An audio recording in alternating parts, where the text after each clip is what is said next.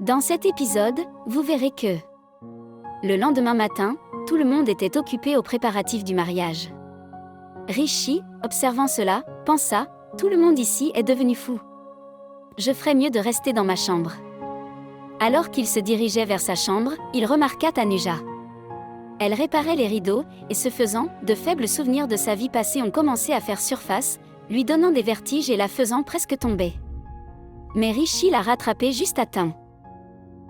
Rishi dit à Tanuja, « Tu étais sur le point de tomber, alors je suis venu pour te sauver. Mais dis-moi, pourquoi as-tu réparé les rideaux alors qu'il y a tant de domestiques dans la maison? Tout cela est de ta faute. » Tanuja, perdue dans ses pensées, répondit, « Soudain, j'ai commencé à avoir des visions pendant que je réparais les rideaux. » Rishi a répondu, « Comment peux-tu faire des rêves pendant la journée? Tu es fou. » Tanuja a dit, « Vous ne comprendrez pas de quel genre de rêve je parle. » Elle a haussé la voix de frustration, puis s'est rapidement excusée en disant, « Je suis désolée d'avoir parlé fort et merci de m'avoir sauvée. Si vous ne m'aviez pas attrapée, je serais tombée et me serais gravement blessée. » Pendant que Rishi et Tanuja parlaient, Malika est apparue et a dit, « Où étais-tu toute la journée? Je te cherche depuis hier, vérifiant la salle de bain, ta chambre, partout, mais je ne t'ai pas trouvée. » Malika a alors ajouté, « Bref, oublie ça. Je suis venue te dire que je vais au salon. » Rishi a répondu, « Oui, vas-y. Je ne viens pas avec toi. » Malika l'a taquiné, « Je sais, mais tu devrais te préparer aussi, pour que tu sois le plus beau possible. » Tanuja a entendu leur conversation et a dit, « Très bien, je pars, j'ai du travail à faire. » Malika l'a arrêté et a plaisanté, « Tu es gêné, n'est-ce pas, quand Rishi et moi parlons? Tu sais, c'est ce que j'aime le plus dans la culture indienne. » Puis elle a ajouté, « Tanu, si tu continues à travailler toute la journée, quand iras-tu au salon pour te préparer? » Tanuja a répondu, « Non, je vais finir mon travail et me préparer à la maison. » Malika a souri et a dit, « C'est ce qui te rend si belle.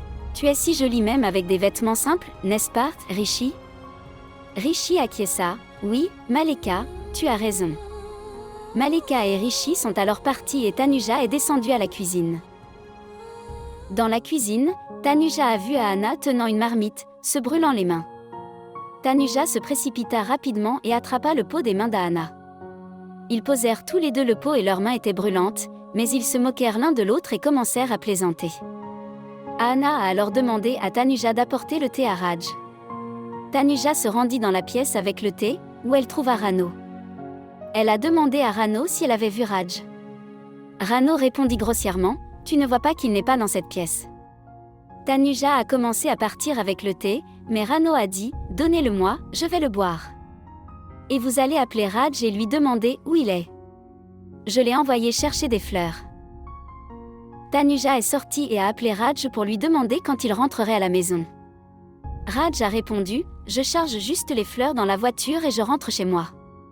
Quand j'y serai, prépare-moi un peu de ton thé spécial. » Tanuja sourit et dit, « Bien sûr, rentre d'abord à la maison. » Raj est monté dans sa voiture, mais il a ensuite vu la voiture de Malika garée devant un hôtel. Raj a décidé de la suivre à l'intérieur de l'hôtel. Malika entra dans une pièce où attendait le même homme avec qui Raj l'avait vu auparavant. Malika lui dit, « Cela fait si longtemps que je n'ai pas vu ton visage.